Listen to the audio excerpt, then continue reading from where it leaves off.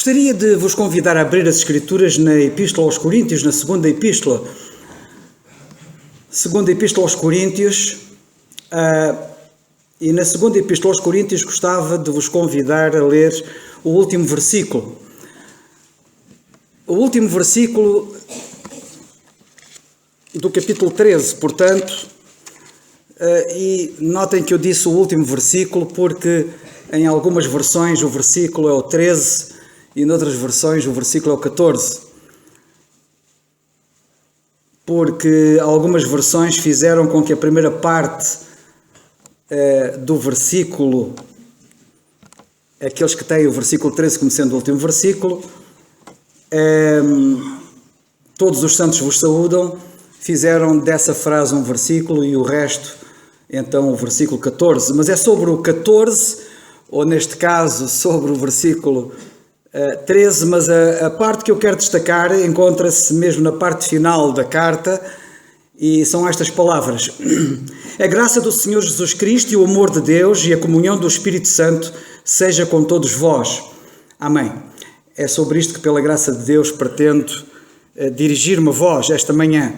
Gostava de dizer que quero começar como normalmente muitas igrejas acabam. Muitos cultos em muitas igrejas terminam com estas palavras, mas é exatamente com estas palavras que eu quero começar. Esta bênção que nós temos aqui neste versículo é oriunda da pena e do coração do apóstolo Paulo e é sem dúvida, provavelmente, a mais conhecida da cristandade em geral. É mais pronunciada do que nós podemos imaginar no final de muitos cultos. Muitos cultos em muitas igrejas terminam com estas palavras. Alguns chamam a esta bênção a bênção trinitariana. E chamam-na a bênção trinitariana porque ela invoca as três pessoas da divindade: o Senhor Jesus Cristo, Deus Pai e o Espírito Santo. Como disse, esta bênção é pronunciada com tanta frequência nas igrejas, ou em muitas igrejas, que somos levados, ou podemos ser levados a pensar que os cultos devem formalmente terminar com estas palavras. É assim o entendimento de muitos, e por isso normalmente terminam os cultos nas suas igrejas citando estas palavras do apóstolo Paulo. Quando, na realidade, estas palavras devem ser um lembrete para nunca nos esquecermos da mensagem que Deus tem para nós, que é uma mensagem de amor, que é uma mensagem de graça. E mais, no mundo dos nossos dias, como então no tempo dos Coríntios, em que havia tanta amargura, em que havia tanto conflito, em que havia tanto sofrimento, nunca estas palavras foram tão necessárias. O meu propósito esta manhã é fazer uma breve exposição, muito breve, repito, não estamos aqui com tempo, nem é este o propósito de fazermos um estudo bíblico sobre estas palavras, mas é meu propósito expor frase a frase para mostrar como isto revela as abundantes riquezas da graça de Deus. Para podermos apreciar melhor a dimensão, a força, o poder e a bênção destas palavras, será importante talvez nós podermos compará-las com uma outra bênção famosa que nós temos nas Escrituras e que os sacerdotes do Velho Testamento normalmente pronunciavam sobre os filhos de Israel e principalmente sobre as ofertas do sacrifício da tarde. E as palavras eram estas, e cito: o Senhor te abençoe e te guarde. O Senhor faça resplandecer o seu rosto sobre ti e tenha misericórdia de ti. O Senhor sobre ti levanta o seu rosto e te dê a paz. Estas palavras encontram-se no livro de Números, no capítulo 6 e nos versículos 24 a 26. Temos aqui o pronúncio de duas bênçãos. Podemos dizer que a primeira que nós lemos é a bênção da graça. E esta segunda que eu acabei de citar é a bênção da lei. Uma comparação que nós podemos fazer entre estas bênçãos mostrará com bastante facilidade que há uma grande diferença entre as duas. Como também há uma grande diferença entre a lei e a graça. As palavras do Velho Testamento que eu citei, apesar de maravilhosas, sem dúvida, falta-lhes muito da bênção que o apóstolo Paulo reflete nas suas palavras na segunda carta aos Coríntios. O sentido de proximidade, o sentido de intimidade com Deus, transmitido pelo apóstolo Paulo, é sem dúvida bastante superior àquilo que Moisés deixou transparecer nas palavras que proferiu. Nas palavras de Moisés, desponta, podemos dizer, a misericórdia.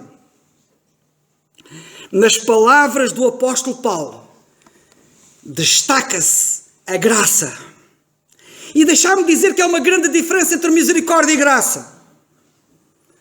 Misericórdia é tão somente não sofrermos ou não recebermos aquilo que merecemos. Mas graça é recebermos o que não merecemos.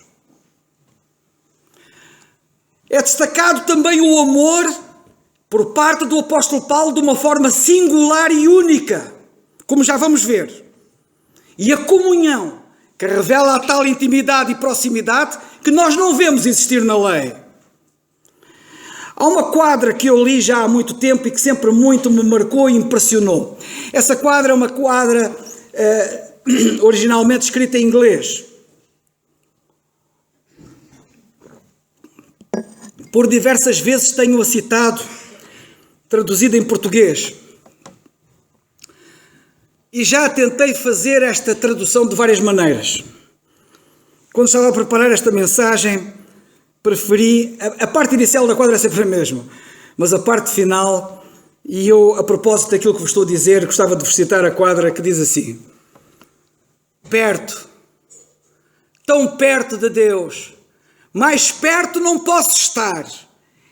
É nele meu posicionar, mais perto que o dos hebreus. E é isto que estas palavras de Paulo deixam transparecer. A doutrina da Trindade recebe ampla confirmação nesta bênção paulina que nós temos aqui. E eu gostava que vocês começassem por notar várias coisas, das quais vou passar a citar. Primeiro,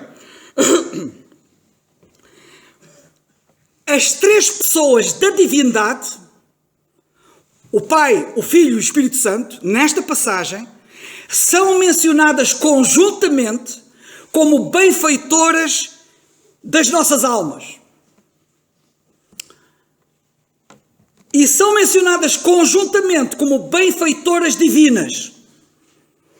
A segunda coisa que quero destacar é que as três são vistas coigualmente na graduação que têm. E sobre isto quero dizer o seguinte: a gramática expressa nesta frase que o apóstolo Paulo profere refere-se a ambas as pessoas, às três, em posições exatamente iguais, em termos iguais. Se as três pessoas aqui referidas pelo apóstolo Paulo, cito, o Pai, o Senhor Jesus Cristo e o Espírito Santo, se as três não fossem iguais, a frase preferida do apóstolo, esta frase preferida pelo apóstolo Paulo, roçaria a blasfémia.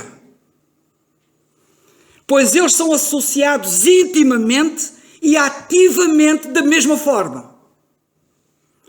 Se o Filho, como infelizmente muitos tentam dizer, se o Senhor Jesus Cristo fosse menor do que o Pai, nesta bênção ele nunca seria mencionado em primeiro lugar.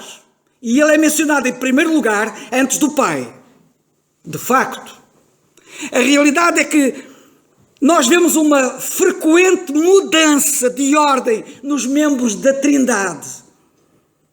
E isto confirma a igualdade da Trindade, não destacando nenhuma das pessoas da divindade acima da outra. Em terceiro lugar, a unidade da Trindade é aqui confirmada.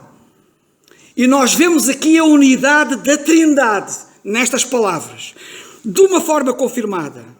Temos aqui uma triunidade de pessoas. Se os três são Deus, então os três são um. E isto assume um significado particularmente especial se nós tomarmos em atenção o problema da falta de unidade que havia na igreja em Corinto. Porque dizendo um eu sou de Paulo, e outro que eu sou de Apolo, e outro que eu sou de Cefas, nós temos ali uma igreja completamente dividida. Gostava de chamar a vossa atenção para o contexto em que esta frase do apóstolo Paulo surge. Por um lado, por surgir numa igreja fragmentada no fim da epístola que lhes dirige, mas particularmente porque no próprio contexto da passagem nós vemos no versículo 11 ele dizer o seguinte, antes de dizer o que diz no versículo 13. Quanto ao mais, irmãos, regozijai-vos, sede perfeitos, sede consolados, sede de um mesmo parecer, vivei em paz, e o Deus de amor e de paz será convosco. Eles tinham um problema sério de unidade. E não é por acaso que o apóstolo se dirige a eles nos termos em que o faz. Esta bênção não é uma forma formal de terminar um culto. Também não é uma forma formal de o começar. Esta bênção é uma oração. Isto não é um mero desejo de Paulo para os coríntios. Muito menos um desejo de Deus. Seria inconcebível tal pensamento. E deixai-me dizer que a oração legítima, segundo as Escrituras, é sempre dirigida a Deus. E aqui nós temos esta oração. E uma oração que é sempre dirigida a Deus, vemos a quem é que ela é dirigida. Às três pessoas da divindade. Os crentes nunca oram a santos. Os crentes nunca oram a anjos. Pois fazê-lo seria fútil por um lado, e por outro lado seria uma violação da palavra de Deus. Portanto, se o Senhor Jesus Cristo, se o nosso Senhor Jesus Cristo fosse uma mera criatura e o Espírito Santo fosse uma mera influência ou uma mera força, quão louco e errado seria invocar a bênção de ambos, como o apóstolo Paulo faz nestas palavras. Resumidamente, vejamos com um pequeno detalhe, com um breve, melhor direi, detalhe, aquilo que ele diz.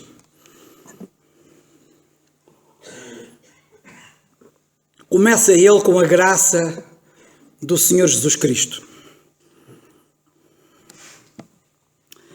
Porquê é que o Senhor Jesus Cristo e não o Pai é aqui mencionado em primeiro lugar?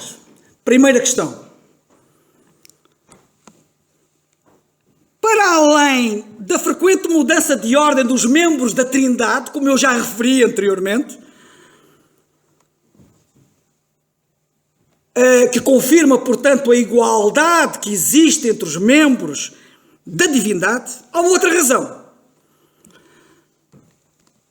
O facto dos coríntios terem conhecido Deus o Pai por meio do Senhor Jesus Cristo aparece aqui como uma razão muito forte.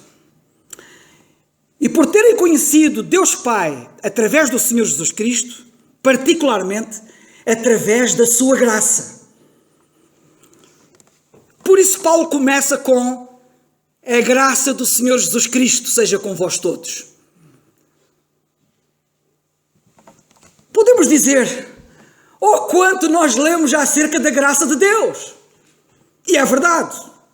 Quanto nós lemos na Bíblia acerca da graça de Deus, particularmente nas epístolas de Paulo. Mas quanto também nós lemos nas mesmas epístolas acerca da graça do nosso Senhor Jesus Cristo. Na realidade, a graça de Deus é personificada na pessoa gloriosa do nosso Senhor Jesus Cristo.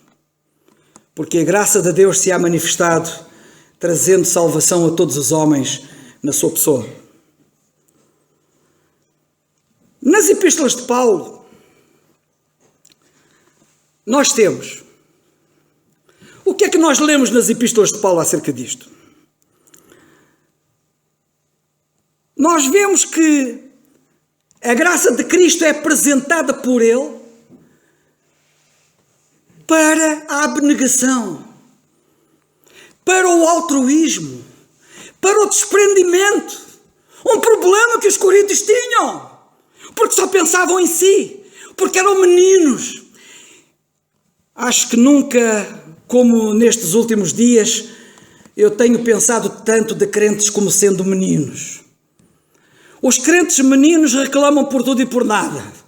Os crentes meninos querem a atenção só para si. Os crentes meninos têm características de meninos.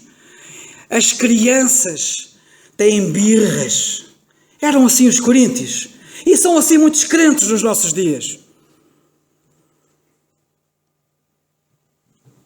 A graça de Cristo é fantástica para sermos abnegados, para sermos desprendidos, para sermos altruístas. Porque já sabeis a graça de nosso Senhor Jesus Cristo, que sendo rico, por amor de vós, se fez pobre, para que pela sua pobreza vós fosseis ricos ou fosseis enriquecidos. A graça do nosso Senhor Jesus Cristo pensa mais nos outros do que em si mesmo. Os meninos só pensam em si, só falam de si, só se preocupam consigo. Mas o apóstolo Paulo queria que os crentes em Corinto deixassem de ser meninos. Com leite vos criei, não com manjar. Porque não podíeis, nem ainda agora tão pouco podeis. Eles eram meninos, comportavam-se como meninos. E deixai-me dizer, assim muito rapidamente, que nunca a sociedade de Coríntia esteve tão plasmada na nossa sociedade como hoje. Olhai para Corinto, olhai para as condições de Corinto e olhai para a nossa sociedade. Olhai para os crentes de Corinto e olhai para os crentes que temos nos nossos dias. Não há diferença.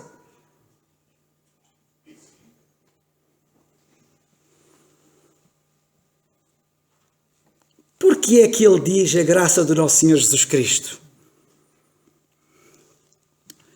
Nós precisamos da graça do nosso Senhor Jesus Cristo para as tribulações,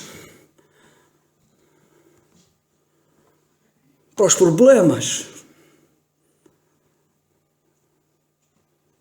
E também precisamos da graça do nosso Senhor Jesus Cristo para as enfermidades. E não há nenhum de vocês que esteja aqui que não passe por isto. Nem por tribulações, ninguém está isento. Nem por problemas, nem por enfermidades, ninguém está isento. Eu queria chamar a vossa atenção para isto, porque isto é muito importante. Mais uma vez o apóstolo Paulo fala da graça do nosso Senhor Jesus Cristo nestes termos. Eu há bocado não disse, mas a outra passagem está em 2 Coríntios 8:9. E agora, noutra altura, diz ele assim, escrevendo também aos Coríntios, ele fala-lhes da graça do nosso Senhor Jesus Cristo. Será por acaso, certamente, que ele, nestas duas vezes, cita a graça do nosso Senhor Jesus Cristo para com eles. E disse-me: a minha graça te basta. Palavras do Senhor para o próprio apóstolo. Porque o meu poder se aperfeiçoa na fraqueza. De boa vontade, depois me gloriarei nas minhas fraquezas, para que em mim habite o poder de Cristo. A minha graça, a graça do nosso Senhor Jesus Cristo, te basta.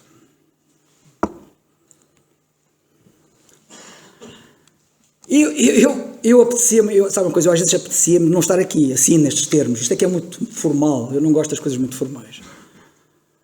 Gosto das coisas mais... Gosto de me sentir à vontade. Eu estou à vontade, mas espero que me compreenda.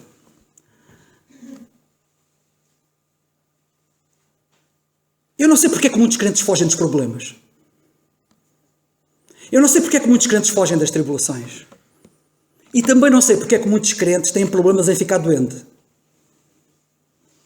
Ainda não percebi. E vocês dizem assim, mas passaste-te? Não, não passei. Apenas tenho, se calhar, lido melhor e com mais atenção a palavra de Deus. Sabe o que é que o Charles Spurgeon um dia escreveu? Tenho isto lá nos meus tesouros para um dia destes publicar. Disse ele assim: arrisco-me a dizer que a maior bênção terrena que Deus pode dar a cada um de nós é a saúde, com exceção da enfermidade. Fantástico. Se eu estivesse aqui e digo, oh Charles, eu também sou Charles como tu, e eu quero te dar um abraço, como eu te compreendo. Repito, arrisco-me a dizer que a maior bênção terrena que Deus pode dar a cada um de nós é a saúde, com exceção da enfermidade. A enfermidade muitas vezes tem sido muito mais útil aos santos do que a saúde.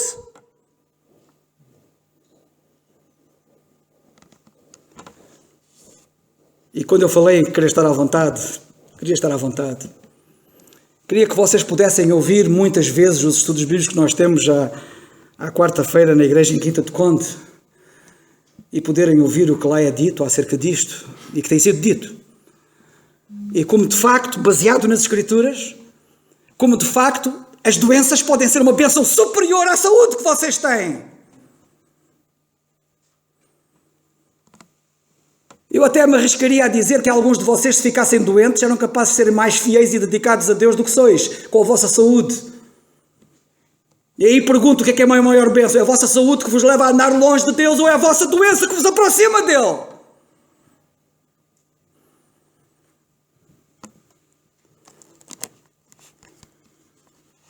Mas não é só por causa disso que a doença pode ser uma bênção. Olhar para a experiência de Jó. Jó não perdeu apenas bênçãos materiais, ele também perdeu a saúde. Ele disse, recebemos os bens de Deus e não havemos de receber os maus. No entendimento de Jó, os maus eram superiores em bênção aos bens que ele tinha. Mas nós temos tudo invertido. Porque o nosso raciocínio está muito de acordo com a natureza humana e não de acordo com o Espírito de Deus revelado na palavra de Deus. Através das suas palavras, que nos ensinam exatamente o contrário. Mas eu tenho que andar para a frente. A graça de Cristo. A graça de Cristo é que faz a diferença. A graça de Cristo é que faz com que a doença possa ser uma bênção superior à saúde.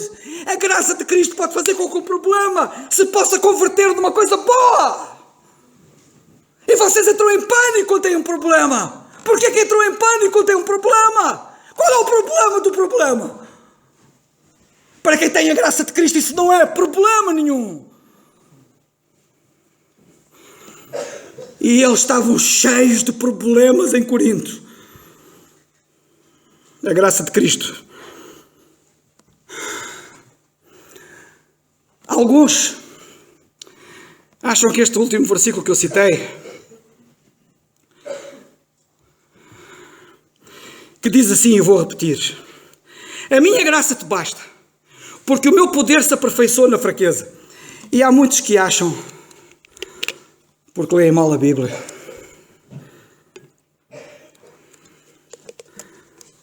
que isto está em 2 Coríntios 12:9. E há muitos que acham que 2 Coríntios 12:9 está em 2 Coríntios 12:9. E há muitos que acham que isto está em 2 Coríntios 12:9. E há muitos que acham que isto está em 2 Coríntios 12:9. E há muitos que acham que isto está em 2 Coríntios 12:9. E há muitos que acham que este poder se aperfeiçoa na fraqueza espiritual. Não é isso que está lá escrito. Esta fraqueza não é fraqueza espiritual. É fraqueza da carne, mas não é da carne do velho homem ou da velha natureza. É a fraqueza física. É a enfermidade. É a doença. É disso que ele está a falar. E alguém diz assim: ok, e a graça dele também? A graça dele também não se aperfeiçoa na minha fraqueza espiritual? É verdade, mas não é isso que ele está a dizer aqui. Mas é verdade. Essa é a terceira passagem da graça de Cristo, que ele diz a Timóteo: tu, pois, meu filho, fortifica-te na graça que há em Cristo Jesus. Fortifica-te na graça. E aqui é a fortaleza da graça na parte espiritual.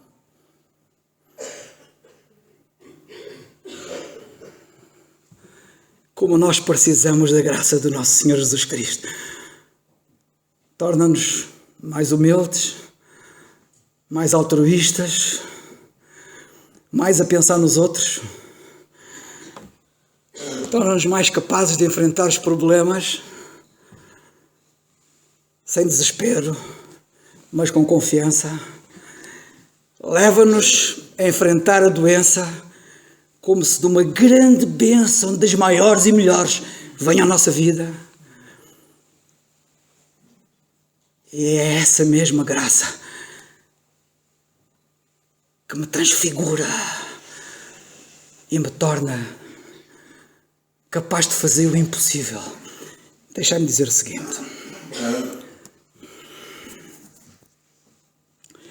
todos os dias escrevo alguns pensamentos de algum versículo que destaco de cada capítulo da Bíblia. E ainda ontem, se não estou em erro, escrevi acerca de Baruque, companheiro de Jeremias.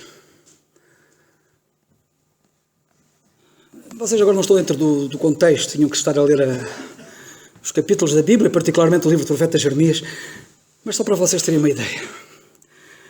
Eles viveram momentos muito intensos, muito difíceis. Sabem que Deus disse a Jeremias, quando o comissionou para servi-lo, disse: olha, Jeremias, eu tenho uma missão para ti. Tu vais falar ao meu povo e o meu povo não te vai ouvir, Jeremias. Fantástico, não é?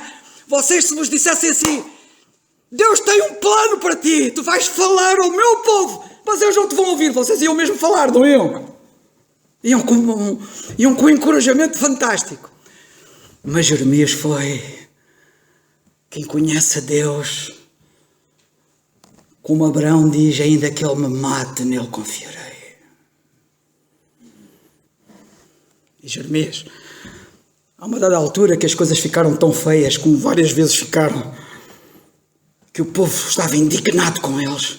E eram os homens de orgulho, os homens muito orgulhosos. E enfurecidos disseram a Jeremias: é o Baruque está-te a influenciar, o Baruque está-te a influenciar. É esse o Baruque que tens aí ao teu lado, ele está-te a influenciar, para nos dizeres o que nos estás a dizer. Eu quero-vos dizer uma coisa: quem era Baruque? Era o amanuense de Jeremias. Era o escrivão. Jeremias ditava, Baruque escrevia. A Bíblia diz que, sem contradição alguma, o maior é uma bênção para o menor. Mas aqui nós temos o contrário. Nós temos o menor ser uma bênção para o maior. E se porventura Baruque influenciou Jeremias, e certamente que o influenciou, porque é impossível dois terem comunhão um com o outro sem que haja uma influência mútua, deixai-me dizer que o menor pode ser sempre uma bênção para o maior. E isto vocês se calhar nunca perceberam. Que um Josué, menor que Moisés, abandonado nas mãos de Deus, pode fazer o dobro dos milagres que Moisés fez.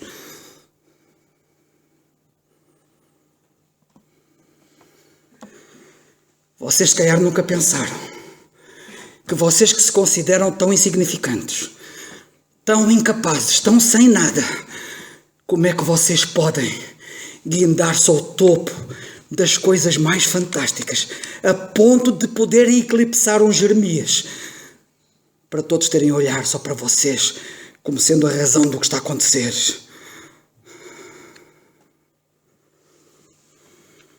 Tu, pois, meu filho, fortifica-te na graça que há em Cristo Jesus.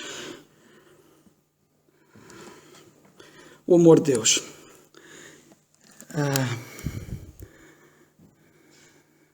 Tem 5 minutos, mais ou menos. Eu não vou acabar isto, mas não estou preocupado com isso. Eu estou preocupado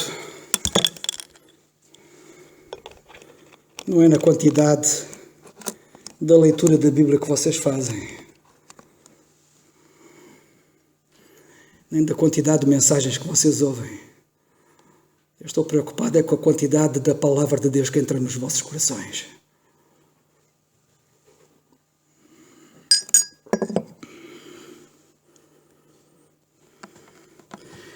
Certamente que ninguém duvidará que Deus, aqui referido nesta passagem, e cito, a graça do nosso Senhor Jesus Cristo e o amor de Deus, que é o Pai que é aqui referido.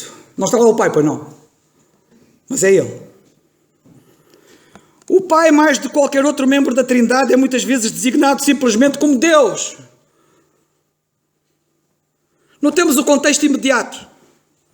Não precisamos ir muito longe nas Escrituras. Vamos ao contexto imediato, para vermos que assim é. Em Gálatas, logo a seguir, que termina a carta aos Coríntios, começa a carta aos Gálatas. Vendo o que nós temos no versículo 1, no versículo 3 e no versículo 4. O que é que lemos? Versículo 1. E por Deus Pai. Versículo 3. Graça e paz da parte de Deus Pai. Versículo 4. O qual se deu a si mesmo por nossos pecados para nos livrar do presente século mau, segundo a vontade de Deus, Deus nosso Pai. 3 vezes, logo ali a seguir. Deus Pai, Deus nosso Pai. A versão arábica, existem muitas versões da Bíblia, em muitas línguas, como vocês sabem. E a versão arábica diz o amor de Deus, o Pai. Assim o apóstolo está a dizer o amor de Deus nosso Pai. É o que ele está a dizer. Seja com todos vós. Não é notável? Dizem-me lá, vós que estáis aí. Não é notável vermos nas epístolas de Paulo, ou melhor, não vermos nas epístolas de Paulo, ele nunca mencionar o seu amor pelo Senhor? Não será notável?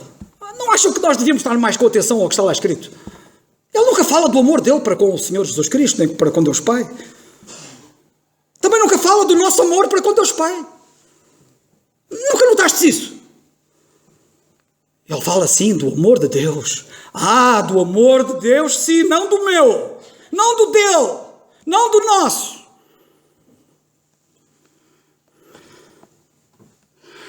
Ele enfatiza, sim, o quanto Deus nos ama.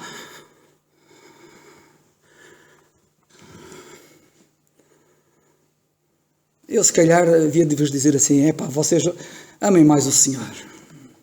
Por favor, amem mais o Senhor.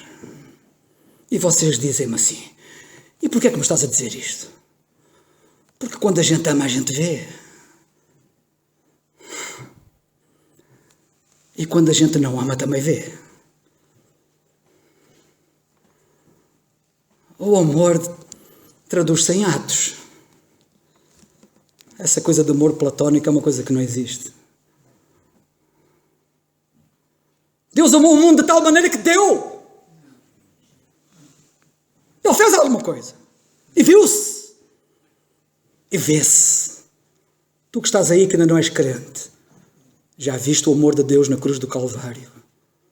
A dádiva do seu Filho por ti. Ele provou que amava.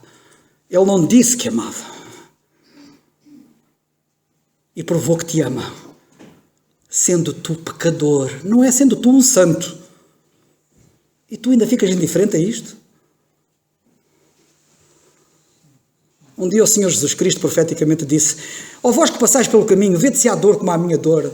Deixai-me parafrasear de outra maneira, sem torcer a Bíblia, vocês vão me compreender. Ó vós que passais pelo caminho, vede se há amor como o meu amor.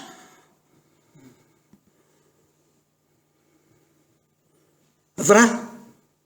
Conhecem algum amor superior a este amor?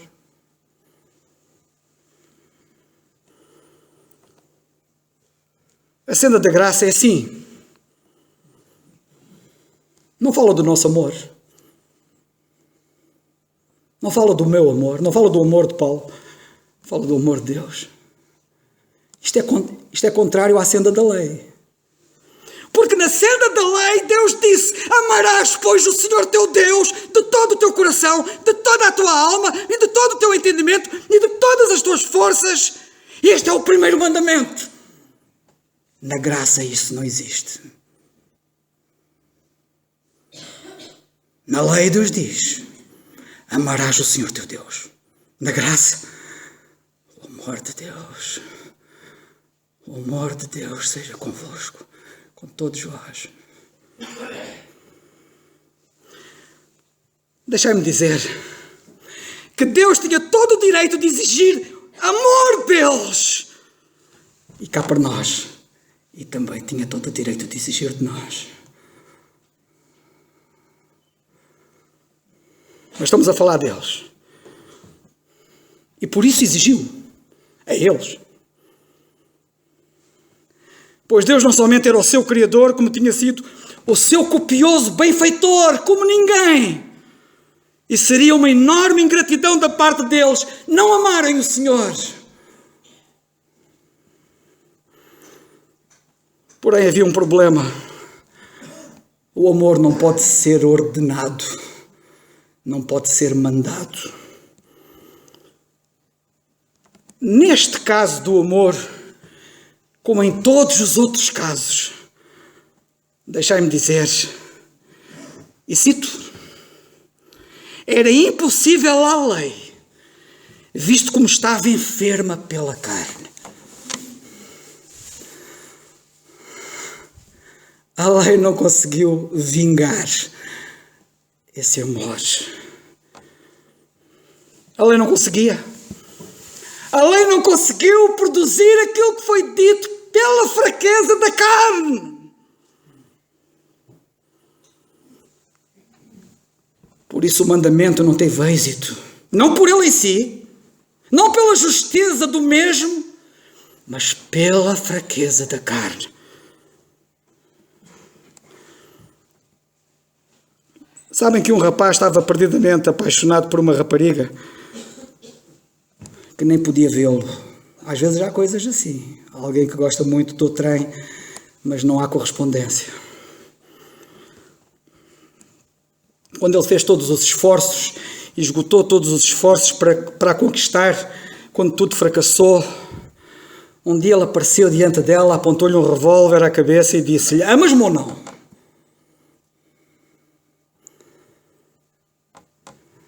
Podemos imaginar, certamente, como ela agora o amava. Amava. Entre aspas. Ela deve ter ficado aterrorizada. E este episódio ilustra o que significa nós ordenarmos ou mandarmos amar. A atitude de Israel para com o Senhor demonstra como os homens não conseguem amar a Deus, mesmo que o devessem amar por todas as razões. É claro que este jovem não tinha nenhum direito de exigir o amor desta rapariga por ele, mas Deus tinha todo o direito de exigir o amor de Israel por si. Mas a depravada e contaminada natureza humana, a fraqueza da carne, pelo contrário, fez com que Israel, em vez de amar, murmurasse.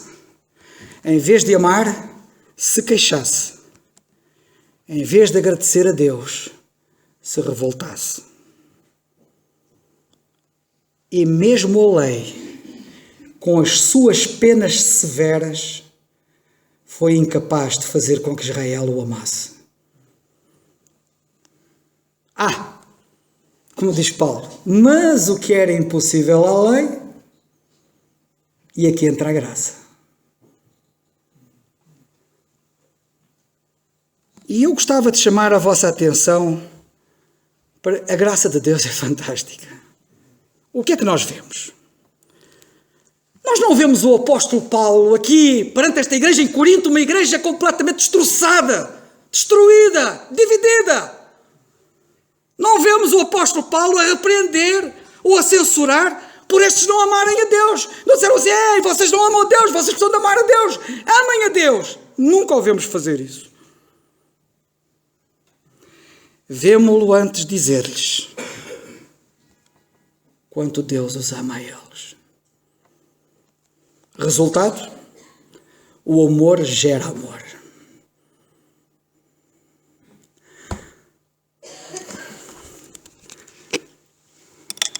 Vede quão grande. Deixai-me citar as palavras do outro apóstolo. Vede quão grande é o amor de Deus. Por favor, vede. O vosso problema é que ainda não o vistes. E se virdes, brotará de vós um amor por Deus que vocês pensavam ser impossível. É isso que vemos Paulo dizer na carta aos Coríntios. O amor de Deus, nosso Pai, seja com vós todos. Como diz João, nós o amamos porque Ele nos amou primeiro. E esta foi a razão. Porque o apóstolo Paulo também escreveu aos Tessalonicenses. Sabe o que é que ele disse aos Tessalonicenses um dia? A este respeito. Disse ele assim. Ora, o Senhor encaminhe. E deixai-me dizer que estas são as palavras minhas também para vocês esta manhã aqui. Ora, o Senhor nosso Deus encaminhe os vossos corações no amor de Deus. Segundo aos Tessalonicenses 3:5. Notemos bem. Ele não diz que o Senhor vos ajuda a amar a Deus, mas que o Senhor encaminhe os vossos corações no amor de Deus. O amor de Deus, nosso Pai, seja com vós todos. Eu vou respeitar o horário. Vou só terminar dizendo o seguinte. Não vou falar da comunhão do Espírito. Só vos quero dizer uma coisa. A igreja em Corinto estava num caos. E só o Espírito de Deus pode fazer que haja ordem no meio do caos. Nós vimos isso acontecer quando a terra era sem forma e vazia. E o Espírito de Deus se moveu. E como tudo ficou cheio de ordem e beleza. É isso que Ele quer fazer entre nós. Para terminar, só quero dizer duas coisas.